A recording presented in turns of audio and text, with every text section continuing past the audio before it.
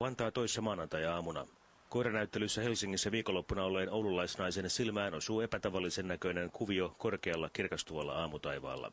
Taivas on pilvetön, näkyvyys hyvä. Mukana oleva kamera otetaan onneksi esille. Mikä tuo on, Jaan?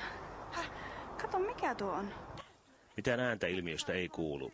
Naiset kuvaavat kohdetta useita kymmeniä sekunteja, kunnes se katoaa horisontin taa. Helpoin ja ehkä sittenkin todennäköisin vaihtoehto on lentokone, onhan Helsinki-Vantaan kenttälähistöllä. Mutta olisiko sittenkin kyseessä korkealla ilmakehässä kitkan kuumentamana palava satelliitti tai kantoraketti, avaruusromu? Sen puolesta ainakin puhuu ilmiön pitkäkestoisuus. Toisaalta kuvio pysyy aika hyvin kasassa, irtoavia kappaleita ei näy. Myös värit pysyvät tasaisina.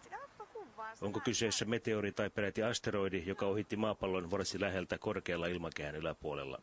Mistään tällaisesta ei ole toisaalta raportoitu maailmalta. Sinne meni. Maallikon ei auta muu kuin luokitella se tuntemattomaksi lentäväksi esineeksi, tuttavallisemmin ufoksi.